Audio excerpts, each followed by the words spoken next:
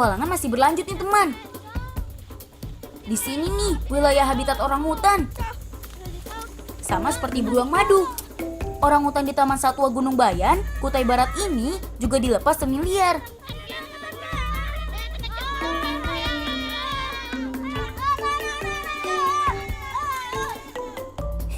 Lucu banget ya tingkah mereka.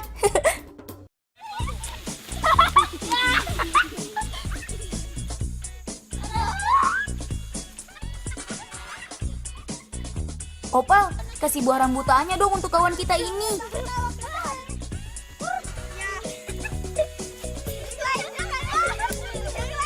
Teman, orang utan juga biasa disebut mawas.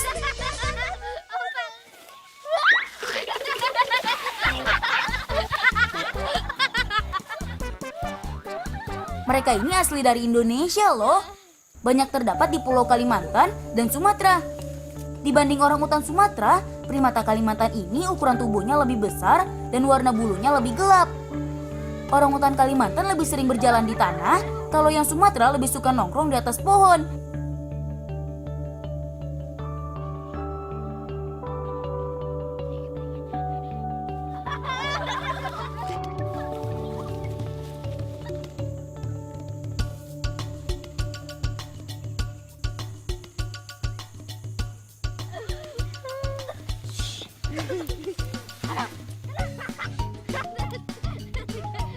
Jumlah orangutan di alam semakin sedikit teman. Salah satu tugas si Bolang nih untuk terus menjaga mereka.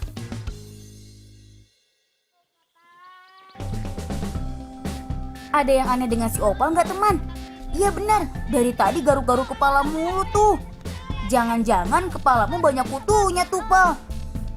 Sebagai sahabat yang baik, kami akan mencari kayu pohon labu-labe untuk obat kutu rambutnya si Opal. Kata kakakku, letak pohonnya ada di seberang danau. Yuk, kita cari ke sana.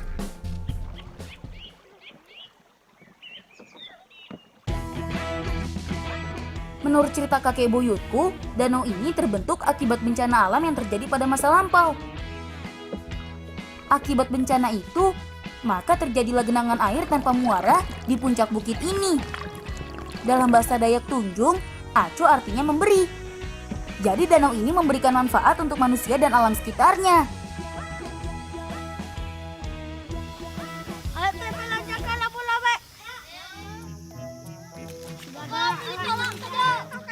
Hati-hati kawan, jalannya agak curam dan licin nih. Jangan sampai terpleset, apalagi terjatuh. Perhatikan jalan baik-baik ya.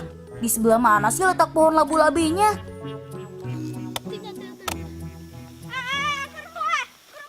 Asik, ini dia pohonnya. Emang sudah rezekimu nih, Pal. Lihat teman, batang pohonnya banyak bekas luka. Itu tandanya kulit dan kayunya laris manis diambil orang. Pohon labu-labe banyak tumbuh di sekitar Danau Aco ini teman. Batangnya yang besar tumbuh kokoh menjulang ke atas. Sip deh, bahan baku obat kutu rambutnya sudah dapat. Yuk, mari kita laksanakan misi kita. Mengusir kutu-kutu nakal yang bersarang di rambut si Opal. Tempat yang cocok untuk ramas ada di pinggir danau sisi sebelah barat. Sudah sampai. Asik kan tempatnya teman? Pulang ke terbiti lah, kayak ketemu helau ya. Waduh, Opal sudah gak sabaran tuh. Pengen segera dikeramasin. Dia tijang raket labu-labe ketik. Nih Bal, nih. Aku ngajak kali. Langkah pertama, basahi rambutnya dulu ya. Supaya nggak tumpah, serbu kayu ditaruh di sini ya. Praktis dan mudah kan? Rendam di air sebentar. Dan jadi deh. Sampo alami ala Dayak Tunjung siap beraksi membasmi kotoran dan kutu rambut si Opal. Sudah selesai, Pal. Cepat bilasan sana.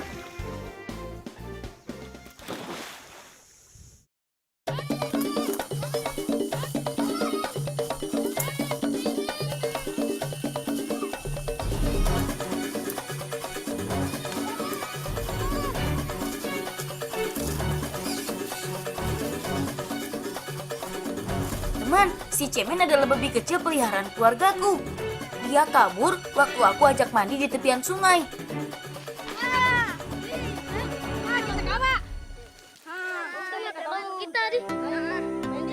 Ya ampun, Cemen, kamu kemana aja sih? Lagian pakai kabur segala. Ayo Cemen, kita pulang sekarang ya. Cemen, jadi baik ke depan mati kami ngoge kau. Pendi di sayang kita ngawak pulang ayo. Ayo, kawak.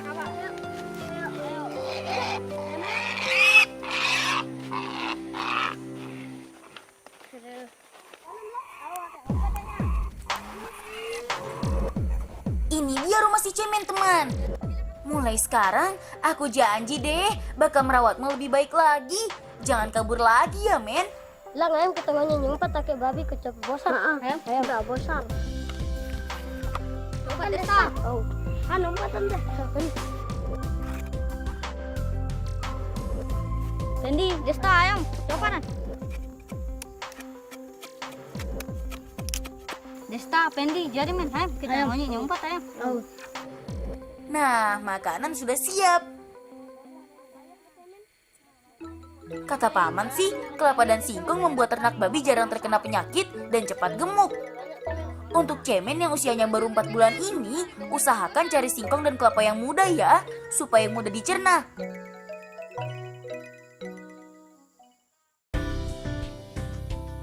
Kita lanjut bertualangnya yuk kawan. Siang ini, aku dan kawan-kawan sudah janji untuk membantu Bapak mencari kulit kayu kapuak. Soalnya ada bagian rumahku yang mulai rusak termakan usia.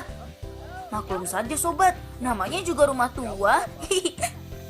Sampai penyawa. Ayan sih ya putih batakan. Ayam coba kita nano. Oh. Pak, ini di batakan, Pak. Ayan batakan. Kulit ada. Kulitnya jam. Kalau di kampung Beginci ini, kami biasa menyebutnya kapuak. Beda sedikit ya. Selain kapuknya bisa dimanfaatkan sebagai alas tidur, pohon kapuk ini juga bisa dimanfaatkan kulit kayunya loh. Jenis seratnya yang sangat kuat dan mudah dibentuk, sangat cocok untuk menambal atap rumah yang mulai bocor dan termakan usia. Lang, dah men lang. Dah, oke giliran apa? Nota ini lang.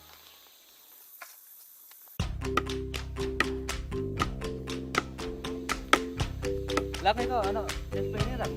Ini. Pertama, kita sayat dulu bagian atas dan bawahnya membentuk sebuah diameter atau lingkaran. Lang ini, jadi ini langnya kita tinggal mukulnya apa? Mana balap memukul datang kayak apa? Kalau sudah disayat dengan rapi, kita pukul dulu bagian kulit yang mau kita ambil. Fungsinya supaya permukaan kulit remuk dan melunak. Setelah itu, kita tarik dan pisahkan dengan bagian batang intinya.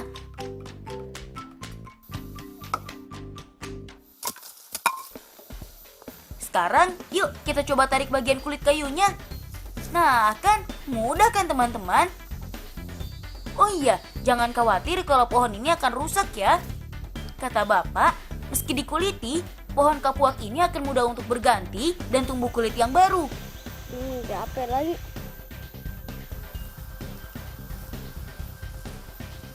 Kita habak pulak ke kambing kan. Selamat datang di rumahku yang sederhana Sobat Bulang. Ini dia rumah Beginci yang jadi ciri khas di desa kami. Semua bagian rumah masih terdiri dari bahan-bahan yang diambil dari alam, terutama berbagai jenis kayu seperti meranti dan ulin. Sebelum musim hujan tiba, kita biasa bagotong atau bekerja bakti membetulkan rumah warga yang rusak. Telurnya. Jadi, saat hujan deras nanti, rumah kita nggak bocor dan tetap nyaman.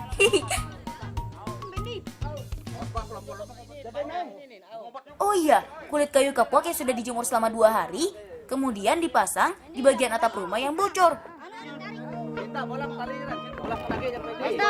Ini agak kuat. Sekarang kita pasang pengganti dinding kayu meranti yang sebelumnya sudah rusak. Pastikan semuanya rapat dan kokoh ya. Semua pekerjaan berat, kalau kita kerjakan bersama dengan senang hati, pasti cepat selesai dan bagus hasilnya. Setuju ya?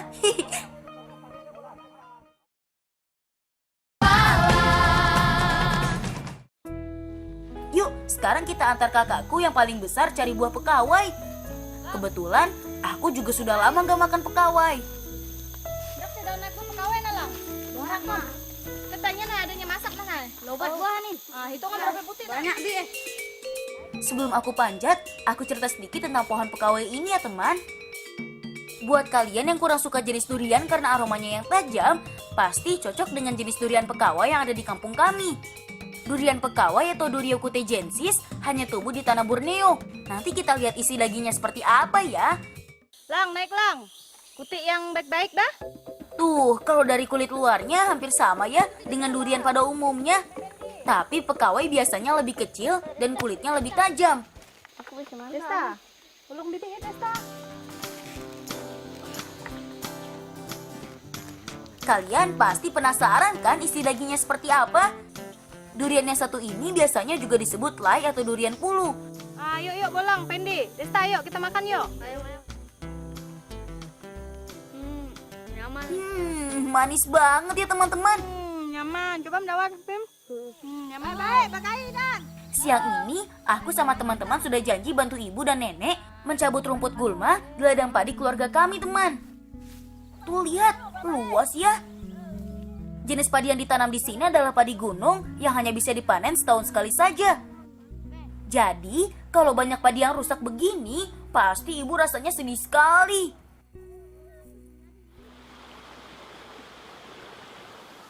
Rabun padi adalah semacam ritual adat orang Dayak Peginci untuk mengusir hama dan menyembuhkan tanaman padi yang sakit.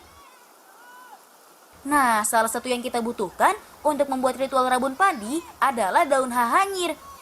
Biasanya daun-daun hahanyir ada di sekitar sungai air jernih seperti ini, teman. Kita cari sama-sama ya.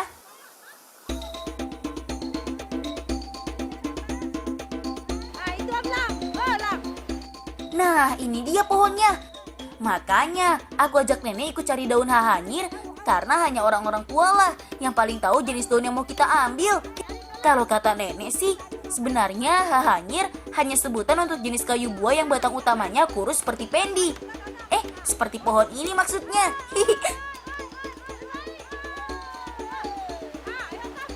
Dalam setahun masa tanam padi, daun hahanyir ini hanya bisa diambil satu kali saja oleh pemilik lahan. Nantinya, semua daun ini akan dicampur kayu bakar dan bambu untuk dibakar di pinggir ladang padi. Nek, dah haminin banyak.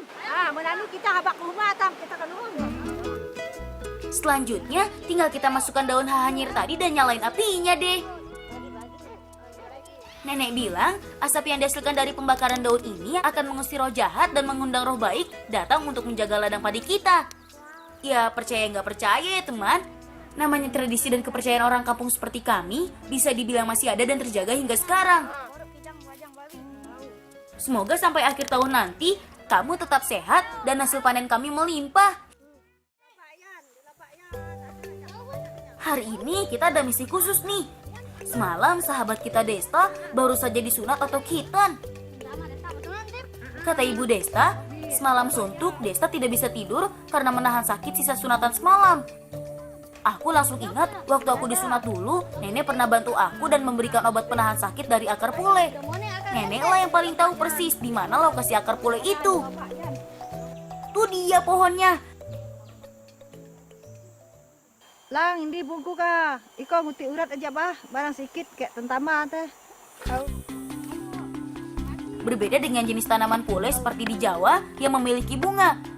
Pohon akar pule di kampung kami Desa Dayak Beginci punya batang yang lebih panjang. Tapi soal khasiat, dijamin banyak manfaatnya deh.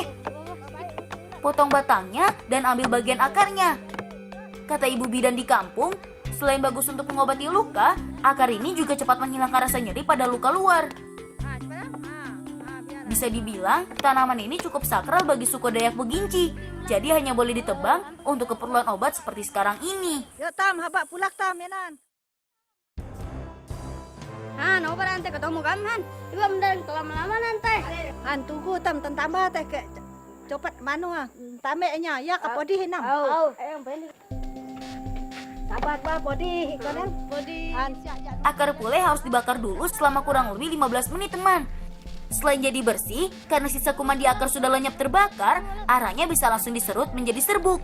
Jadi lebih gampang deh dioleskan ke daerah nyerinya. Siap yan jak panu bah, ya cepat tentaman. Cepat-cepat lang. Nah, sudah mulai hitam pekat nih Pendi. Cepat siapkan wadah dan kita serut. Han, tentamanya teh. Ini tam aku tentamanya. Nanti benam bah. Oke, bah. Tahan sedikit ya Desta. Setelah ini kamu pasti sudah bisa ketawa lagi. Untuk ukuran obat herbal atau alami, reaksi akar pule terbilang cukup cepat kok Sobat Bulan. Untuk membuat motor baung, pilih batang pohon pisang yang sudah tua ya, supaya kuat dan tidak cepat rusak saat dinaiki nanti. Lihat, begini nih cara motongnya. Perhatikan kemiringan pohonnya ya teman, karena kesitulah arah robohnya. Mo, jangan usang sini tuh. Asik, batang pisang yang kudapat bakal bagus nih jadinya. Karena namanya motor baung, mau tidak mau kita harus bikin pegangan sebagai setangnya. Ayo kita pasang. Selesai, jadi deh motor baungnya. Sebelum meluncur di air, kita coba dulu ya. Mari mengapung bersama.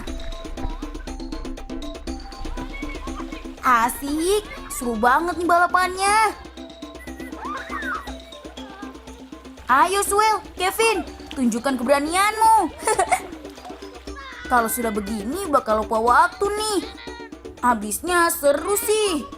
Ayo yang di rumah, ikut mengapung di Sungai Long Midang.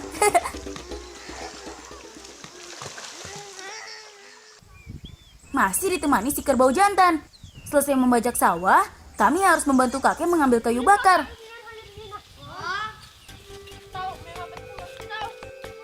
Ini dia kayu bakar kakek. Siap diangkat. Penopak kayu ini namanya Faraga.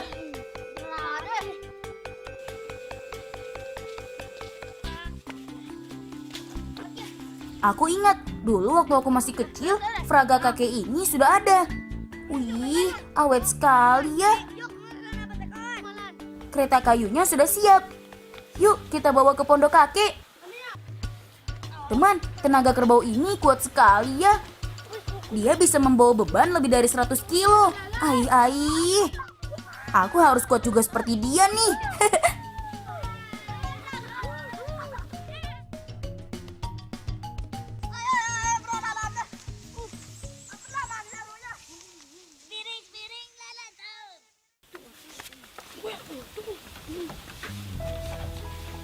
Usai ambil kayu bakar, waktunya membantu kakek ambil air asinnya. Setiap kali membantu kakek, kami manfaatkan juga perjalanan ini sebagai petualangan yang seru. Kampungku berlokasi di Long Midang, tepatnya di Desa Liang Tuer, Kecamatan Krayan Induk, Kabupaten Nunukan, Kalimantan Utara. Karena berada di dataran tinggi, hawa di sini dingin dan sejuk sepanjang hari. Nah, papan pengumuman inilah yang menandakan kita berada di antara dua negara. Walaupun bentuknya sederhana, pelang ini adalah tanda perbatasan wilayah Negara Kesatuan Republik Indonesia dan negara Malaysia. Eits, awas ya, jangan sampai salah jalan. Satu langkah melintasi batasnya, kita sudah berada di luar negeri. Teman, penampung air ini namanya tabang, terbuat dari bambu.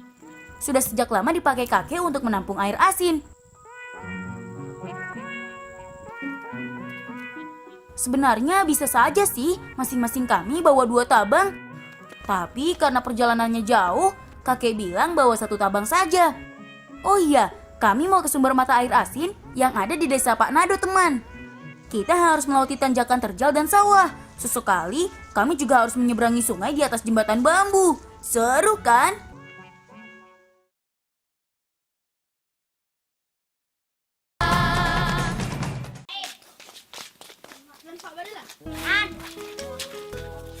Akhirnya sampai juga nih di sumur air asin.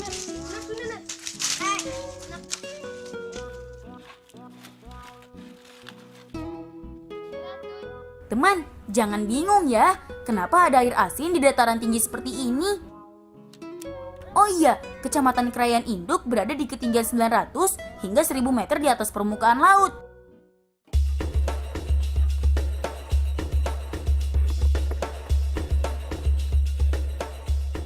Menurut cerita kakek, pada zaman dahulu ada orang yang sedang berburu tupai di hutan.